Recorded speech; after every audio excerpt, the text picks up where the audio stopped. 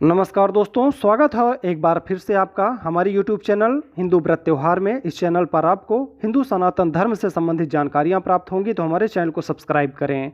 बात करेंगे महाशिवरात्रि के बारे में 10 रोचक तथ्यों के। दोस्तों, महाशिवरात्रि शब्द का अर्थ है शिव की महान रात। महाशिवरात्रि शिव पर्व है। हिंदू पंचांग कैलेंडर के अनुसार यह त्यौहार प्रतिवर्ष फाल्गुन मास के कृष्ण पक्ष की चतुर्दशी को आता है। अंग्रेजी कैलेंडर के अनुसार इस वर्ष 8 मार्च 2024 शुक्रवार के दिन यह त्यौहार मनाया जाएगा। तो आइए जानते हैं इस महापर्व के 10 रोचक जानकारियों के बारे में। पहला है शिव प्रकटोत्सव। महाशिवरात्रि हिंदू धर्म का सबसे बड़ा त्यौहार माना जाता है। ऐसी मान्यता है कि इस दिन भगवान शिव प्रकट हुए थे।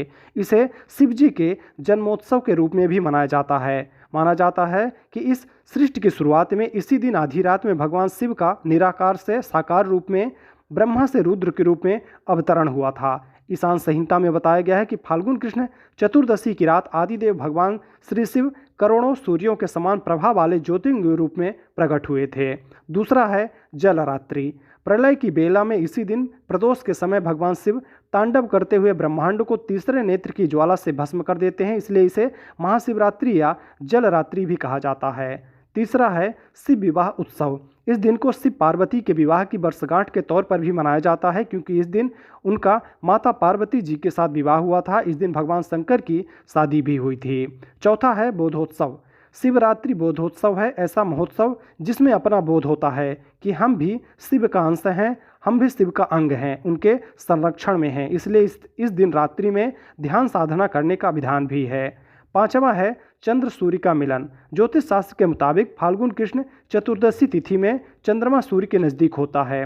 उसी समय जीवन रूपी चंद्रमा का शिव रूपी सूर्य के साथ योग मिलन होता है, इसलिए इस चतुर्दशी को शिव पूजा करने का विधान है। छठा है चार प्रहर पूजा। महाशिवरात्रि पर शिव जी की जलाभिषेक, पंचामृत अभिषेक और रुद्राभिषेक करके प्रसन्न किया जाता है। शिव जी की पूजा रात्रि के 4 प्रहर में होती है। सातवां है शिव बारात। महाशिवरात्रि पर शिव जी की पालकी निकलती है और कई जगहों पर शिव बारात का आयोजन होता है। रात में उनकी बारात निकाली जाती है। रात में पूजा कर फलाहार किया जाता है। अगले दिन सवेरे जौ, तिल, खीर और बेल पत्र का हवन करके व्रत समाप्त किया जाता है। आठवां है निशीथकाल पूजा। जिस दिन फाल्गुन मास की कृष्ण चतुर्दशी निशीथ व्यापिनी, तो उसी दिन महाशिवरात्रि का पर्व मनाते हैं, क्योंकि महाशिवरात्रि की मुख्य पूजा निशीथ काल में होती है। निशीथ काल की पूजा के बाद अगले दिन ही व्रत खोलना चाहिए। आठवां है शिव पाठ। महाशिवरात्रि के दिन शिव पुराण का पाठ और महामृत्युंजय मंत्र या शिव के पंचाक्षर मंत्र ओम नमः शिवाय का जाप करना चाहिए। इसी के साथ ही शिव चालीसा भी पढ़ सकते हैं। नौवां है महिलाओं का पर्व। यह अविवाहित महिलाओं के लिए एक विशेष त्यौहार है, जो भगवान शिव की तरह एक पति की चाह रखती हैं। वो इस दिन व्रत रखकर भगवान की साधना करती हैं। विवाहित महिलाएं सदा सुहागन और प्रेम पति की लंबी उम्र के लिए भी प्रार्थना करती हैं। अब आइए दोस्तों जानते हैं महाशिवरात्रि की कथा के बारे में। महाशिवरात्रि की कथा एक साहूकार, कर्जदार, शिकारी और हिरण से जुड़ी है। कर्ज नहीं चुकाने के कारण साहूकार शिकार को शिव मठ में बंदी बना लेता है। संयोग से उस दिन महाशिवरात्रि थी। शिकारी वहां ध्यान मग्न होकर कथा सुनता रहता है। कथा सुनने के प्रभाव से शाम को साहूकार उसे बुलाकर कर्ज चुकाने के लिए और मोहलत दे देता है। वहां अनजाने में ही शिव पूजा कर बैठता है। शिकारी शिकार करने जाता है तो वहां रात हो जाती है और कोई शिकार नहीं मिलता। भूखा प्यासा तालाब के किनारे लगे बिल्व वृक्ष पर बैठकर रात गुजारने लगता है। उसे नहीं पता होता है कि वृक्ष के नीचे शिवलिंग है, जिस पर अनजाने में ही उसे बिल्व पत्र अर्पित हो जाते हैं। रात में उसे एक गर्भवती हिरनी नजर आती है। उसे वह मारने लगता है। तभी वह हिरनी कहती है कि मैं अपने बच्चे को जन्म देकर पुनः तुम्हारे पास आ जाऊंगी। दूसरी हिरनी आती है तो वह कहती है कि मैं अपने पति के साथ रहकर तुम्हारे पास आ जाऊंगी।